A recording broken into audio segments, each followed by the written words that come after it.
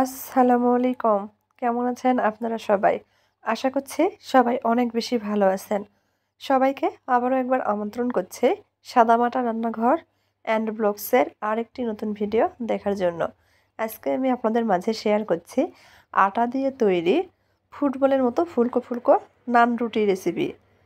এভাবে নান রুটি তৈরি করলে গ্যারান্টি দিচ্ছি সব নান রুটি কিন্তু ফুলকো ফুলকো হবে, একেবারে নরম তুলতুলে। পারফেক্ট একটা রেসিপি শেয়ার করেছি, আশা করছি আপনাদের উপকারে আসবে। তো চলুন দেখি, কথা না বাড়িয়ে তৈরির পুরো প্রস্তুত প্রণালী আপনাদের মাঝে শেয়ার করি।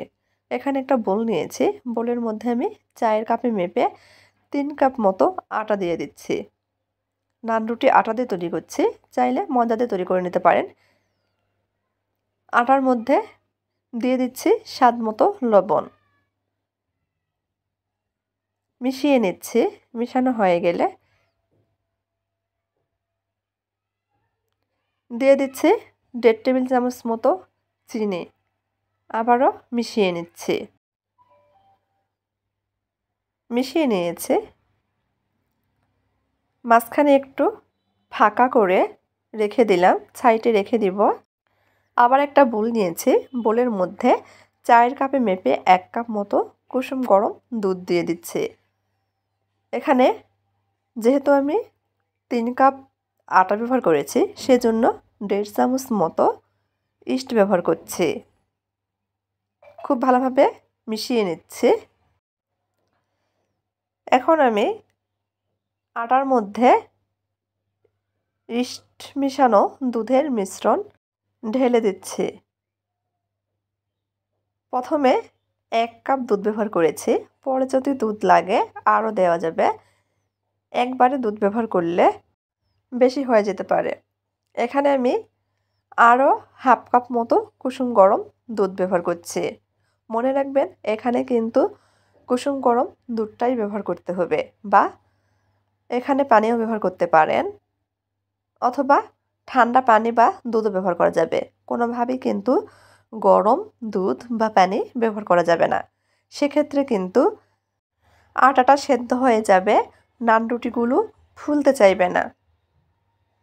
এখন এর মধ্যে 1 টেবিল চামচ মতো তেল দিয়ে দিচ্ছি, আর 1 চামচ মতো ঘি দিয়ে দিচ্ছি। আবারও খুব ভালোভাবে মেখে নিব। চাইলে পুরোটাই তেল দিয়ে তৈরি করে নিতে পারেন। অনেকেই ইস্টের গন্ধ পছন্দ করেন না, সেক্ষেত্রে একটু ঘি ব্যবহার করবেন, ইস্টের গন্ধ কিন্তু আর লাগবে না। খুব ভালোভাবে মেখে নিয়েছি। এখন বেশ কিছুক্ষণ সময় নিয়ে ডোটা মুথে নেব। অবশ্যই কিন্তু ডোটা মুথে নেওয়ার চেষ্টা করবেন, এতে করে নান রুটিগুলো অনেক নরম হবে। আমি অফ ক্যামেরাতে 5 মিনিট সময় নিয়ে মুথে নিয়েছি, মুথে সফট ডো তৈরি করে নিয়েছি। এখন ডোটা ঢেকে রেস্টে রেখে দেব প্রায় 1 ঘন্টা মতো। আমি প্রায় 45 মিনিট পর ফিরে এসেছি। দেখেন, ডোটা কিন্তু আগের তুলনায় অনেকটাই ফুলে গেছে।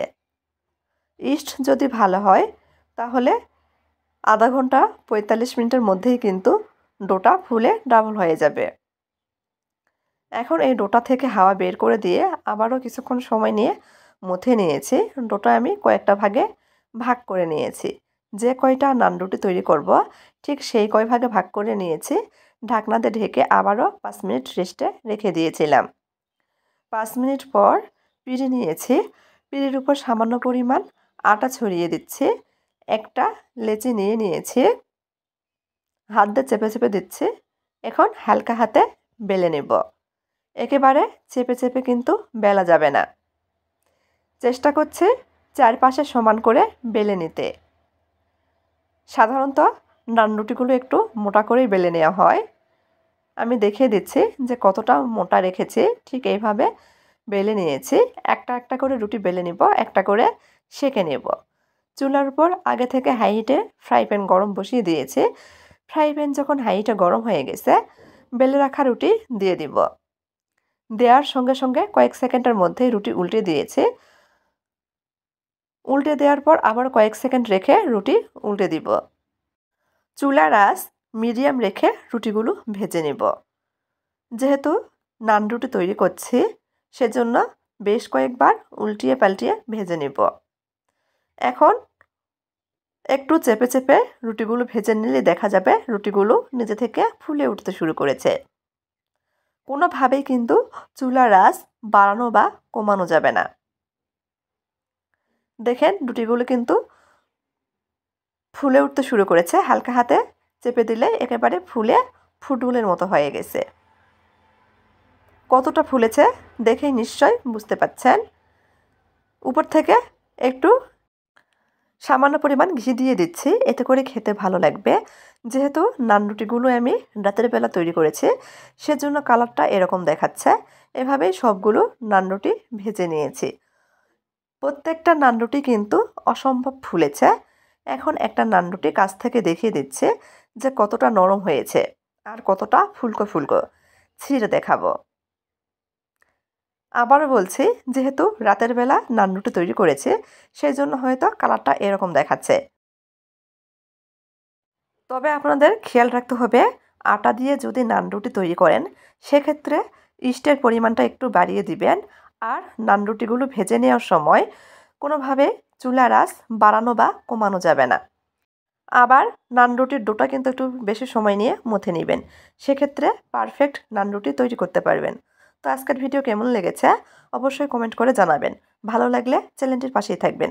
সবাই ভালো থাকবেন। আল্লাহ হাফেজ।